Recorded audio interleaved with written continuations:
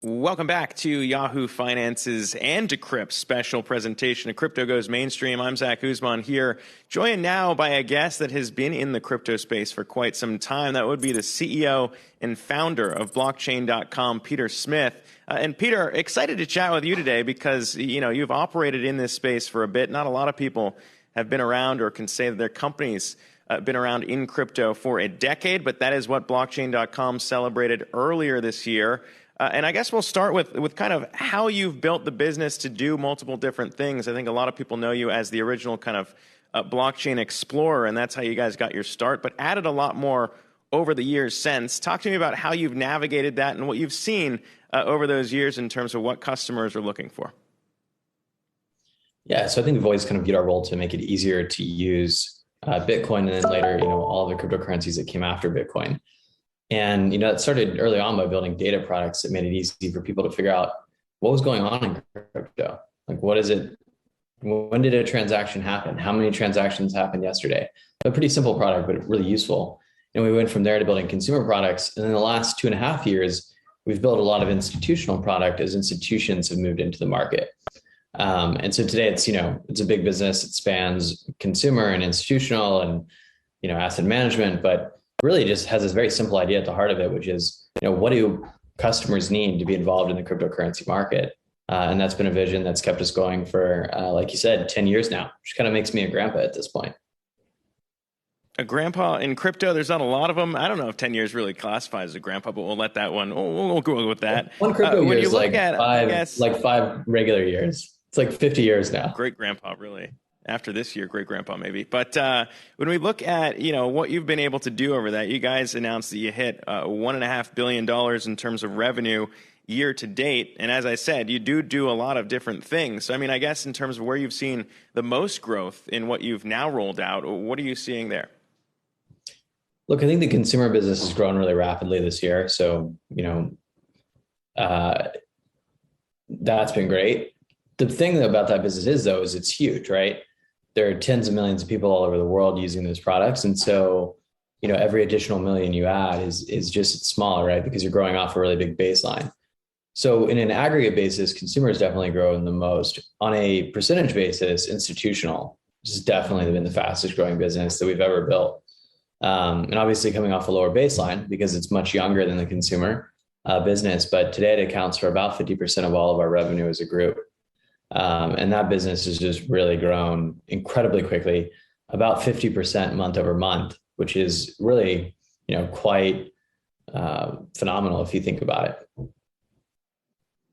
Oh, you've added more and more things. A few weeks ago, you added margin trading, though not here in the U.S. And that's one aspect of what we've seen. Some companies being able to offer some things farther along outside of the U.S. than what they can do here. How maybe impacting our regulations in regards to growth and maybe the different routes there that blockchain.com has had to go versus some other companies in crypto, and maybe some of the pitfalls that you might be pointing out as warning signs for some of those companies that aren't maybe following as strict a path when it comes to regulation? Yeah. So look, we hold licenses around the world. So we're an onshore regulated company.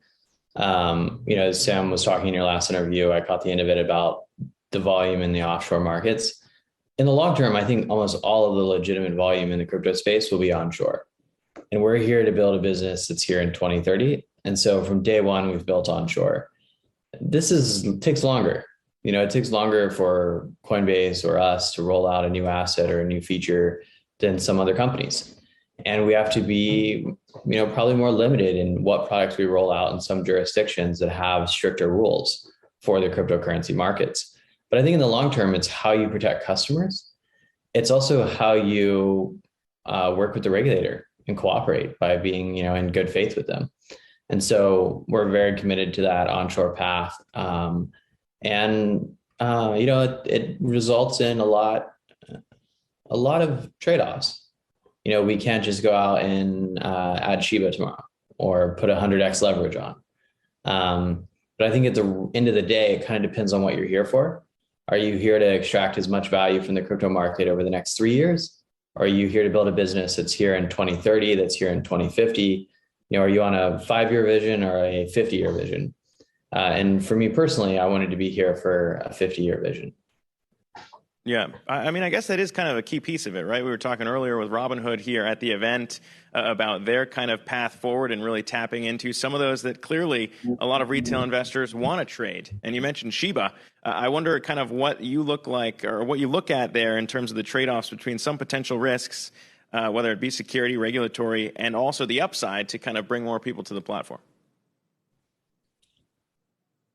Well, this is where long-term, short-term comes in, right? If you list something and it immediately skyrockets and then immediately, within a year falls back to earth, you're probably actually not going to have attracted customers that trust you for a long-term relationship with you because they're going to lose a lot of money in that process.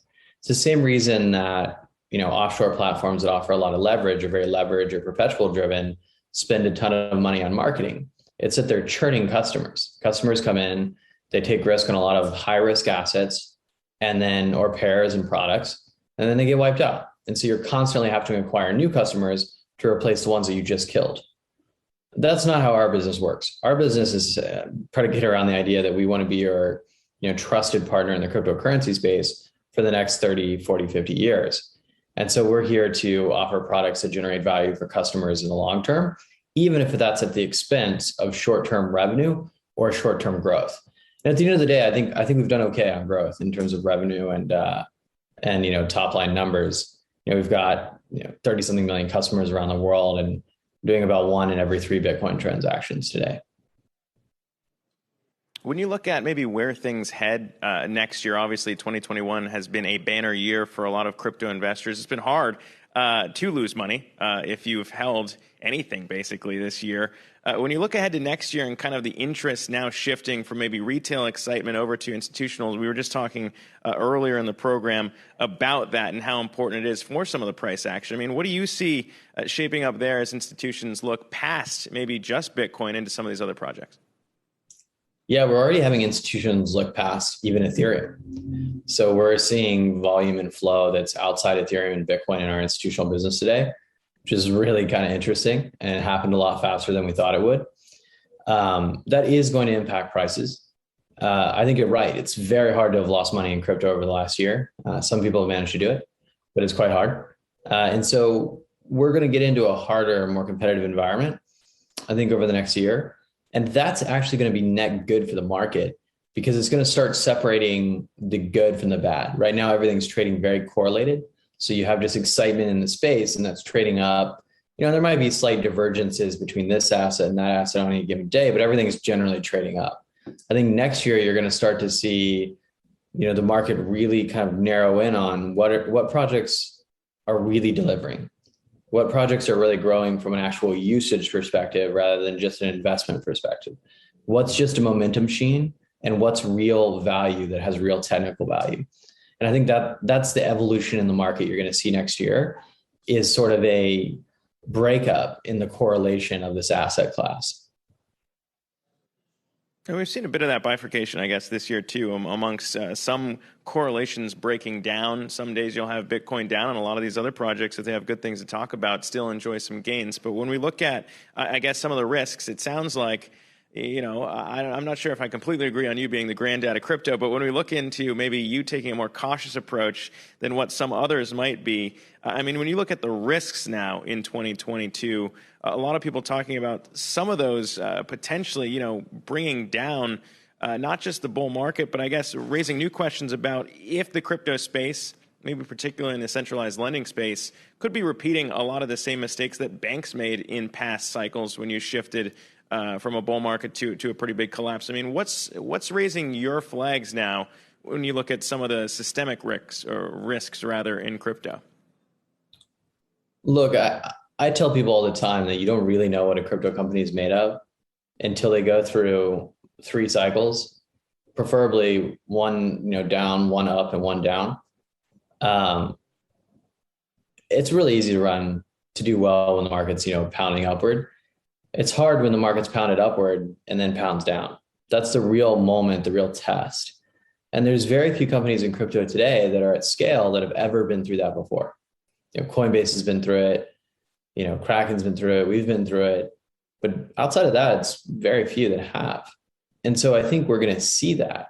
And that's going to be the moment where the water goes out, the tide goes out, and we all see who's wearing shorts and who isn't.